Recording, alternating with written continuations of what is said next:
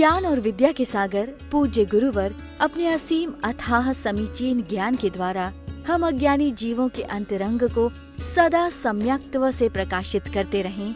इन्हीं भावनाओं के इच्छुक गुरुवर के पावन पवित्र चरणों में कोटि कोटि नमोस्तु। इसलिए कहा जाता है अच्छे कर्म के फल ही बुरे कर्म फलों को काटते हैं। कभी सुना आपने ये बात? नहीं सुना? अच्छे कर्म के फल ही बुरे कर्मों को काटते हैं। बुरे कर्मों के फल कैसे बुरे कर्मों को काट पाएंगे? अच्छे कर्म के फल मिलेंगे तो वो बुरे कर्मों को काटेंगे। माने आपके अंदर कर्म की निर्जरा, कर्म का काटना तभी संभव होगा जब आप कुछ अच्छे फल आप पा रहे हो, उसकी अनुभूति हो रही हो।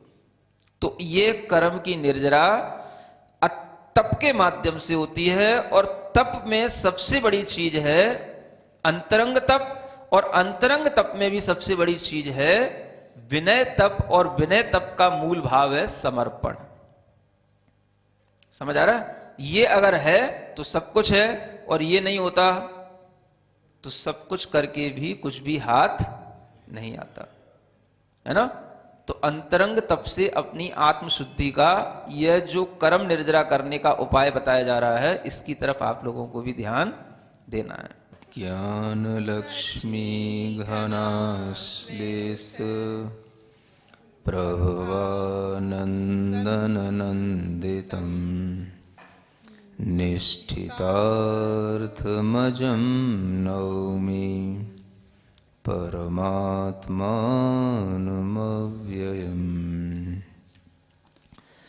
आचार्य शुभचंद्र देव विरचित ज्ञानार्णव ग्रंथराज में निर्जरा भावना का प्रकरण चल रहा है। निर्जरा का मुख्य कारण पिछले श्लोक में तप बताया गया है। तत्वार सूत्र में भी आचार्य उमा स्वामी महाराज ने तपसा निर्जरा च ऐसा एक सूत्र दिया है। निर्जरा में विशेष रूप से कारण तप ही होता है। तप के माध्यम से पूर्वबद्ध कर्मों की निर्जरा होती है, और उस निर्जरा को जैसे जैसे यह जीव साधन के रूप में अपनाता है, उसे कर्म से मुक्ति मिलती है, और कर्म से मुक्ति मिलने का मतलब ही आत्मा की शुद्धि होना है।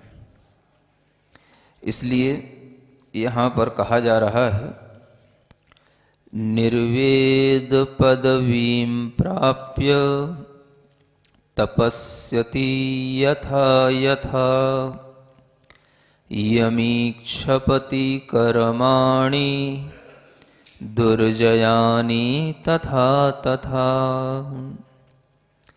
एक अच्छा भाव दिया जा रहा है। यथा यथा माने जैसे जैसे, जैसे जैसे यमी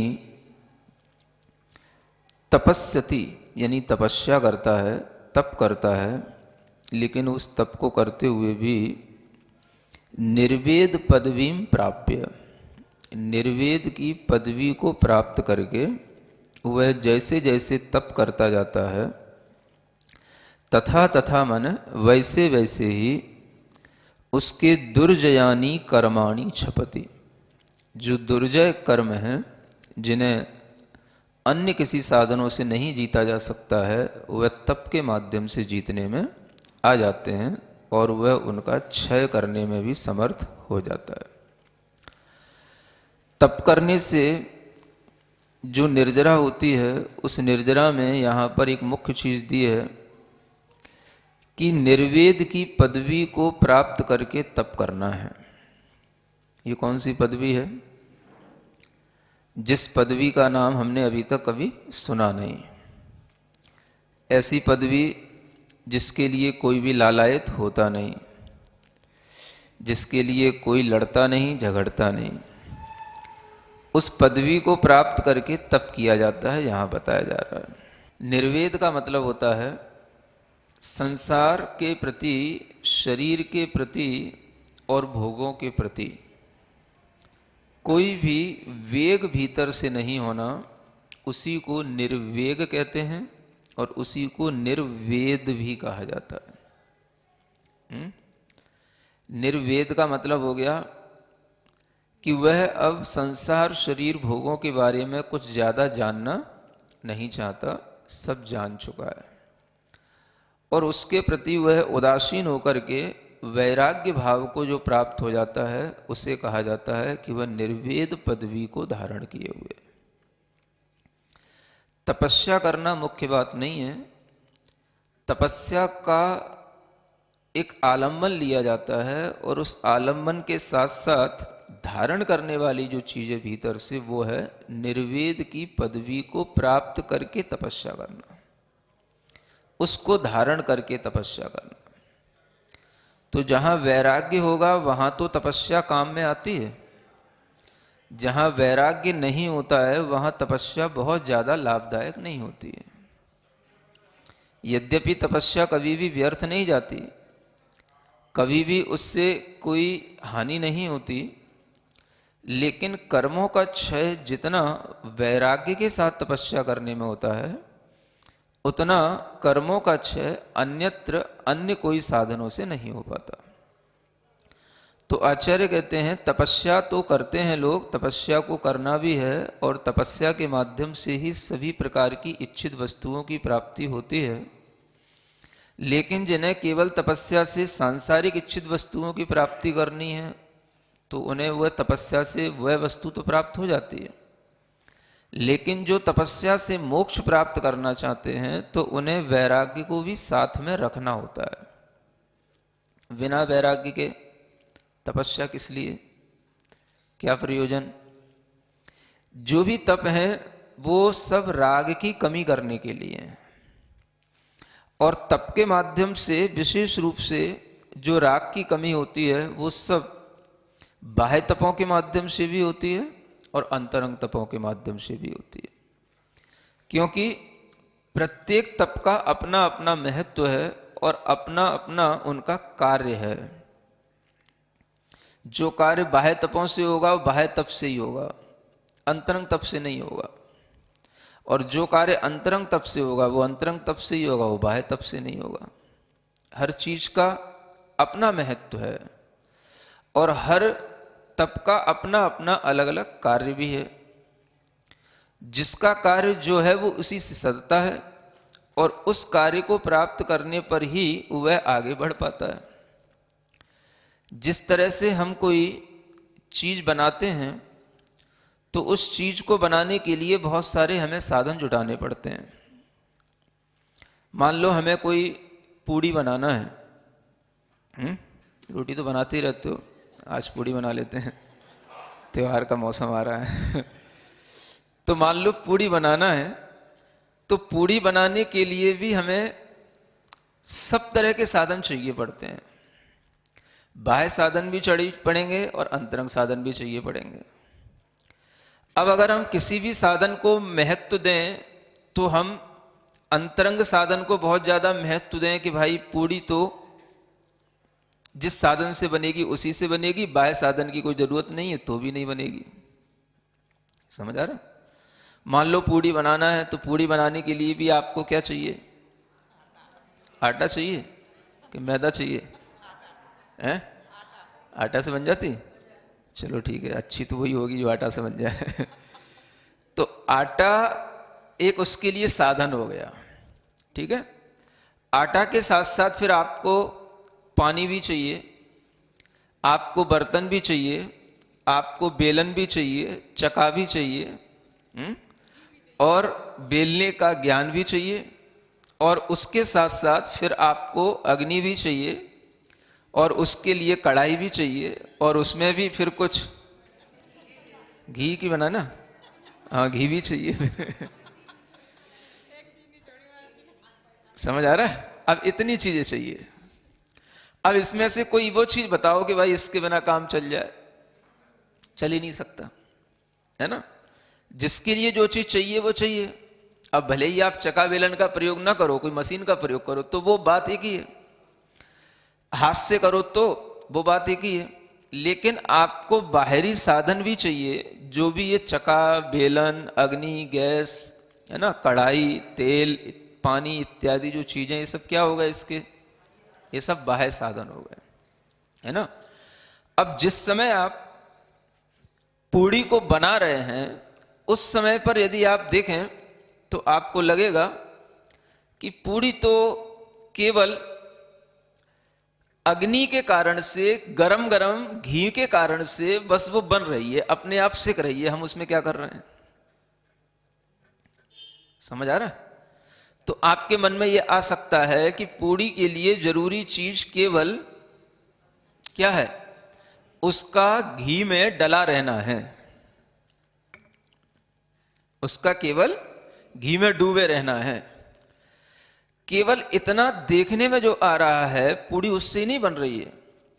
पूड़ी बनने के लिए जो हमने शुरू से प्रोसेस किया है, वो सब उसमें काम आया है, तब जाकर के वो वहां पर जरूरी चीज के साथ में दिख रहा है।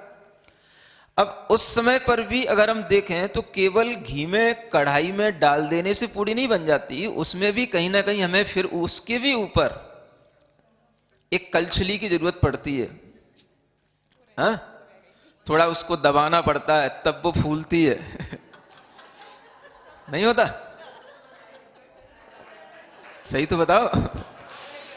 अगर ऐसे ही डाल के छोड़ दोगे तो फूलेगी नहीं, वो तल तो जाएगी, लेकिन जो उसमें फूलने के बाद जो मजा आता है, जो उसकी दो परतें अलग अलग खुलती हैं और फिर उसको हम है ना लेते हैं, तो वो पूड़ी का आनंद तो थोड़ा सा उसको कलछली से दबाने पर ही आता है ना। अब वो भी एक साधन है। अब बताओ कौन से साधन की कमी कर दें और पूड़ी बन जाए? बन नहीं सकती। कुछ बाहरी साधन भी हैं और कुछ अंतरंग साधन भी हैं। अंतरंग साधन क्या है? जो हम शुरू से आटा लेकर के चले हैं, है ना, वो एक अंतरंग साधन के रूप में है। और उस आटे में अगर हमने कहीं थोड़ा सा कुछ और अच्छा करने के लिए, स्वादिष्ट बनाने के लिए हल्का सा उसमें कुछ और डाल रखा हो, है? हाँ, मौन, हाँ, मौन पूर्वक उसमें मौन डाल दो, है ना, तो वो भी जो है उसमें एक टेस्ट देने का एक कारण बन जाता है। तो वो अंतरंग साधन है ना। अब वो मौन का इतना अच्छा महत्व है कि अगर वो पहले से डरा होगा तो उसका स्वाद अलग आता है ना। आदमी सूखी भी खा लेगा, जरूरी नहीं कि उसको सब्जी भी मिले, है ना। अलग से नॉन नहीं भी मिले तो भी मौन से काम चल जाएगा। नहीं चलता है? ये क्या हो गया? ये अंतरंग साधन है ना।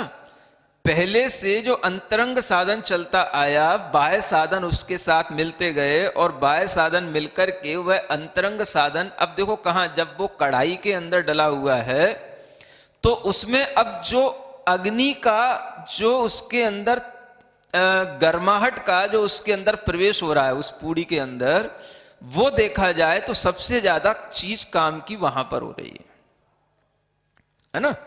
जो गरम गरम घी में जो वो पूड़ी डूबी हुई है और उसके अंदर वो गर्मी घी के माध्यम से जो पहुंच रही है, तो वो उसका सबसे बढ़िया अंतरंग साधन है।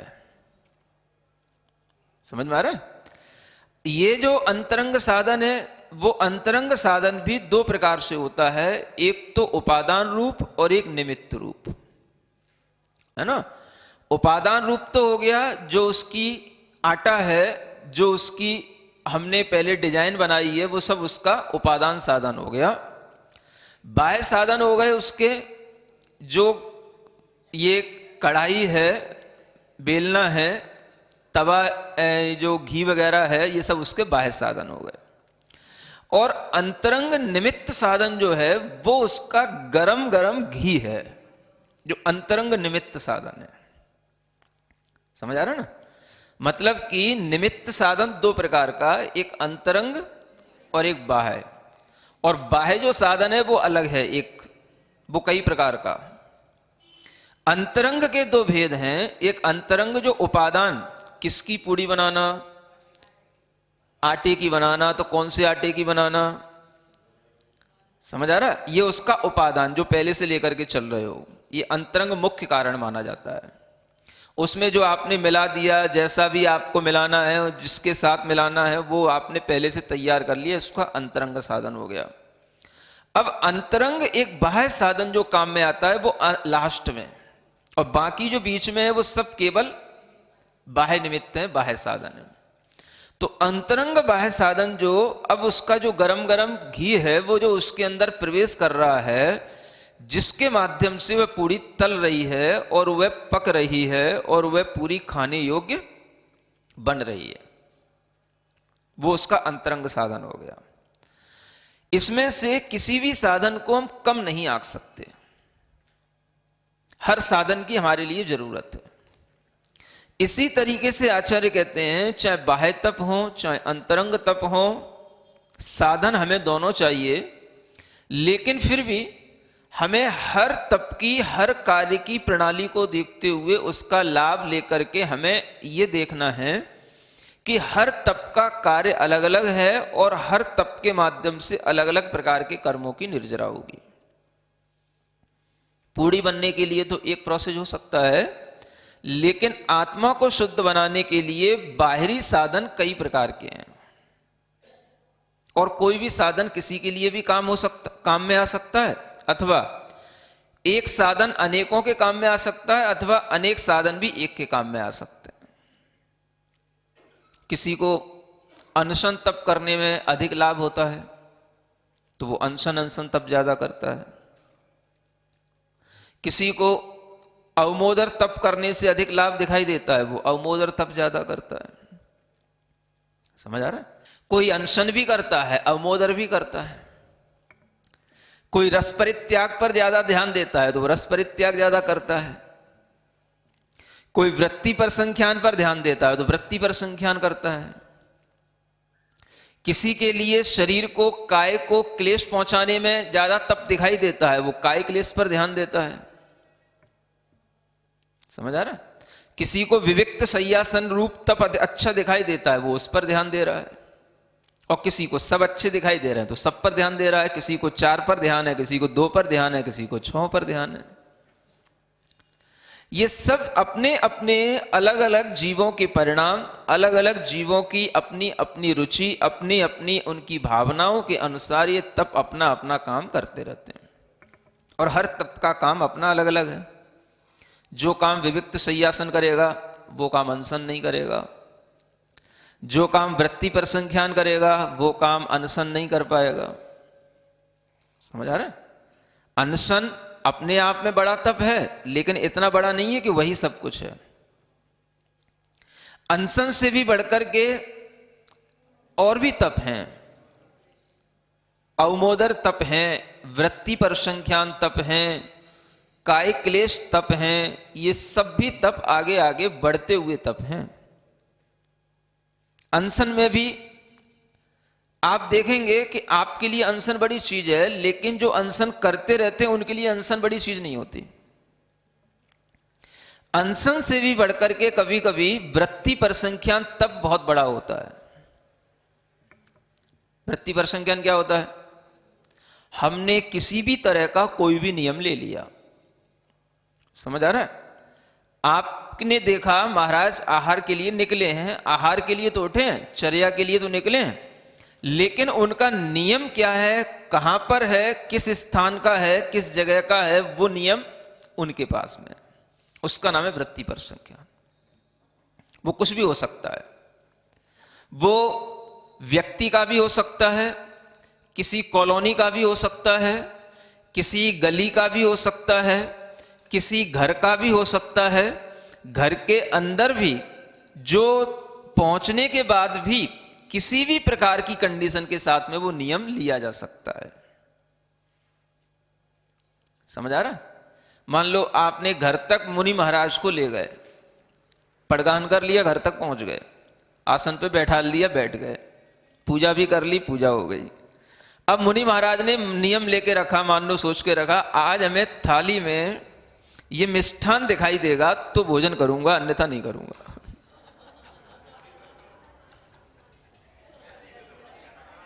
नहीं समझ आया? आपने जल्दी जल्दी में थाली लगा दी, है ना, और मिष्ठान दिखाया नहीं। और उनका नियम था उस दिन, इसको बोलते हैं वृत्ति पर संख्यान। समझ आ रहा है कि अगर मिष्ठान ये दिखेगा तो भोजन करूंगा, मिष्ठान खाऊंगा ये नियम नहीं है। समझ में आ रहा है ना, नियम क्या है? कुछ भी हो सकता है, वो तो मैं फॉर एग्जाम्पल बता रहा हूं। अगर मैं कुछ भी ना बताऊं तो तुम्हें कुछ भी समझ में नहीं आएगा, इसलिए बताना पड़ रहा है कि मान लो उन्होंने नियम ले लिया कि ये मिष्ठान दिखेगा तो भोजन ग्रहण करूंगा। समझ आ रहा है? आपने थाली में सब चीजें दिखा दी, मिष्ठान आपने बना के तो रखा था, दिखाया नहीं। बोले मिष्ठान तो बाद में चलता है, चलेगा, देखा जाएगा। आपने दिखाया नहीं। समझ आ रहा है? वो लौट आए। अब आप कहोगे महाराज क्या हो गया, क्या हो गया, क्या हो गया? समझ आ रहा है? ये उनका अपना वृत्ति पर संज्ञान है, उनका अपना नियम है। अब इसमें आपका कुछ भी नहीं है। आप परेशान बेवजह होंगे, उससे आपको कुछ नहीं है ना। ये वो अपना तप कर रहे हैं, अपनी परीक्षा कर रहे हैं कि हम अपने पुण्य की परीक्षा कर रहे हैं कि अगर हमने कोई संकल्प लिया है तो देखें हमारा संकल्प के साथ में पुण्य हमारे साथ सामने आता है कि नहीं आता है।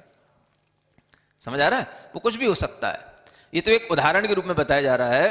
तो इस तरह से वृत्ति पर संख्यान। अब देखो, अब उनने मान लो नियम लिया कि हम केवल एक ही चौके में जाएंगे और उस चौके में जाने के बाद में अगर वो थाली में वो चीज दिखाई देगी तो लेंगे, अन्यथा हम लौट के आ जाएंगे। उस दिन मेरा आहार फिर नहीं होगा, मैं नहीं करूंगा आहार। समझ आ रहा है? अब देखो, ये अनशन से बढ़ की चीज हो गई। अनशन में तो हम क्या है, अपने स्थान पर बैठे थे, हमें कहीं जाना ही नहीं था। अब इसमें क्या हुआ, हम गए भी, श्रावक के लिए भी मौका भी मिला, और वहां पर जाने के बाद में थाली भी देखी, पूजन भी हो गई, सब हो गया। उसके बाद में लौट के आना, तो इतना परिश्रम और करना पड़ा। नहीं समझ आ रहा? अगर वो कहीं मान लो 2 किलोमीटर ले और फिर 2 किलोमीटर लौट के आए तो 4 किलोमीटर तो वैसे ही परिश्रम हो गया। समझ आ रहा है? तो ये उससे भी बढ़कर के तप हो गया, वृत्ति पर संख्या। ये तरह तरह के तप होते हैं। उन्हें उससे मतलब नहीं है कि हमें मिष्ठान लेना है, लेकिन उनका नियम यह है कि अगर ये दिखेगा तो मैं ये भोजन करूंगा। समझ आ रहा? इसको बोलते हैं वृत्ति पर संज्ञान। ये सब अपने आप में विशिष्ट विशिष्ट तप होते हैं और सबका आनंद अपने अपने में अलग अलग होता है।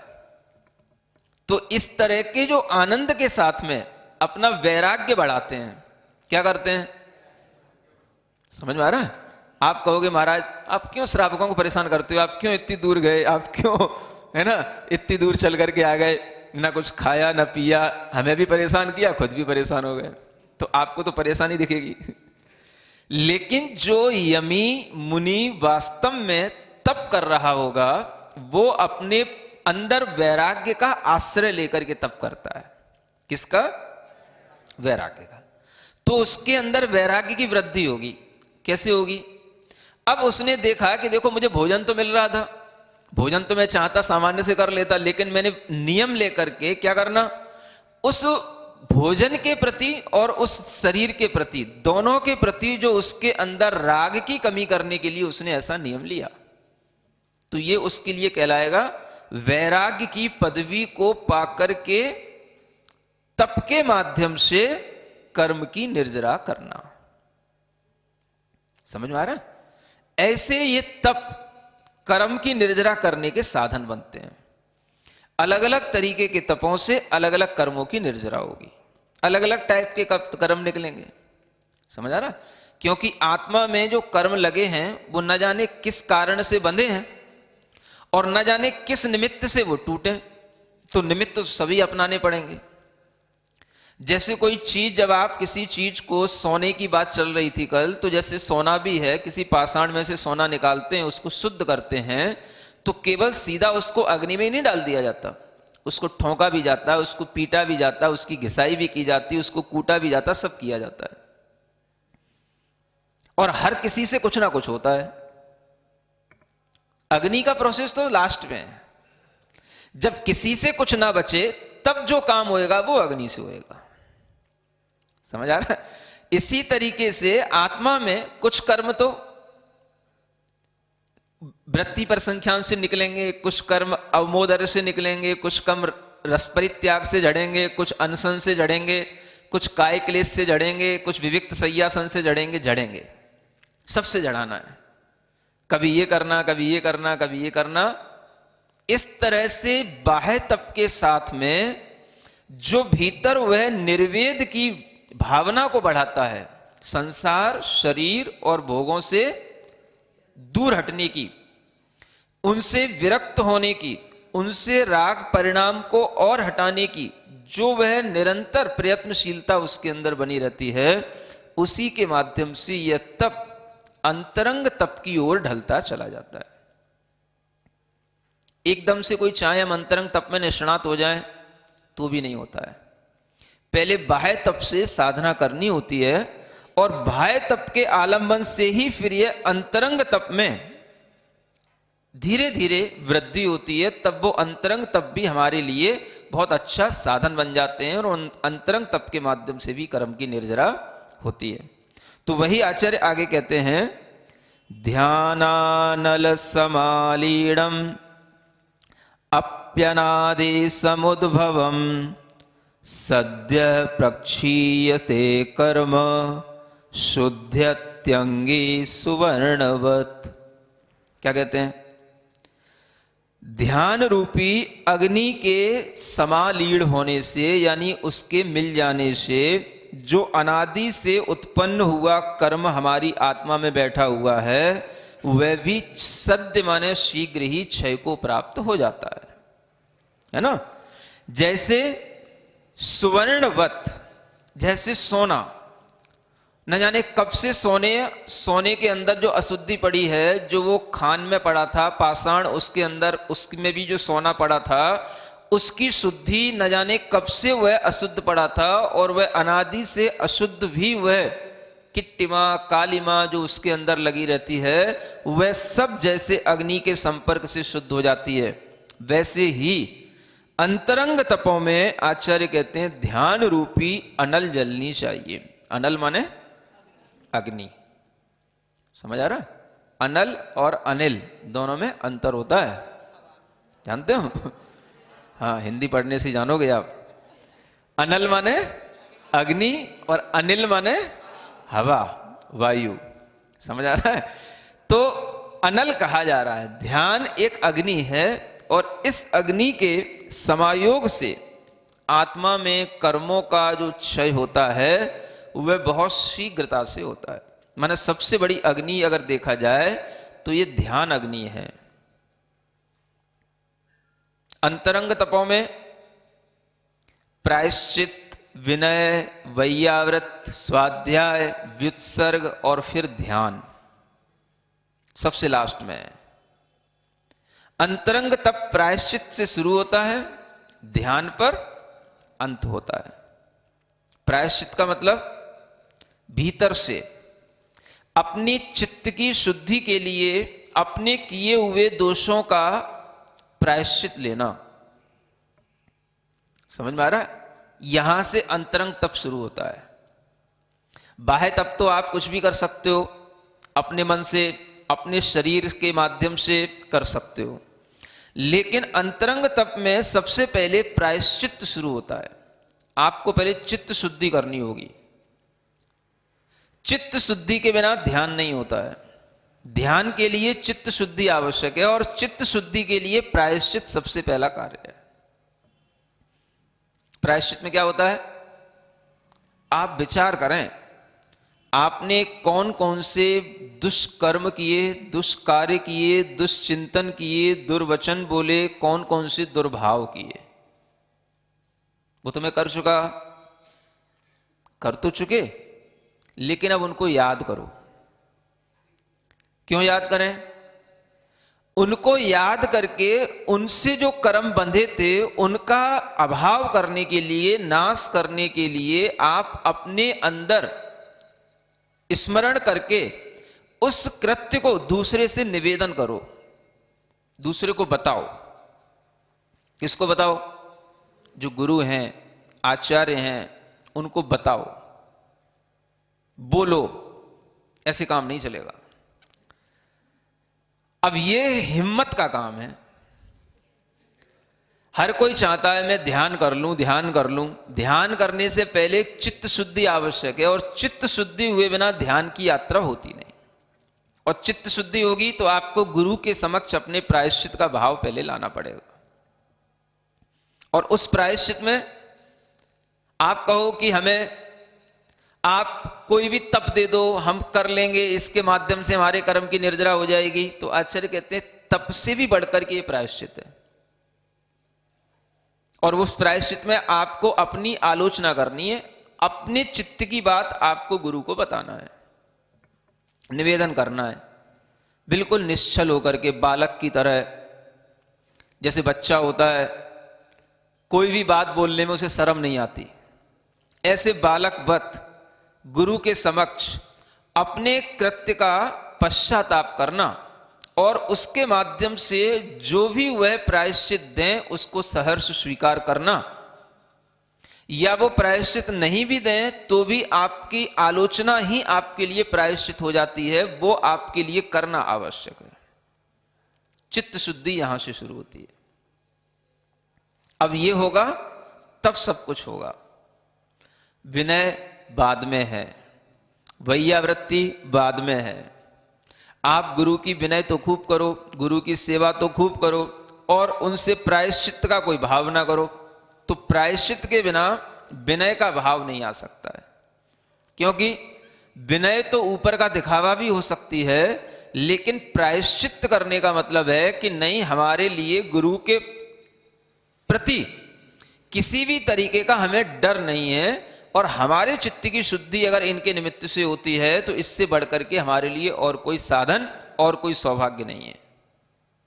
यह भाव आएगा तो प्रायश्चित होने के बाद में वह विनय भी अच्छी होगी, वैयावृत्ति भी अच्छी होगी, स्वाध्याय भी सब होएगा। क्योंकि स्वाध्याय का फल भी क्या है?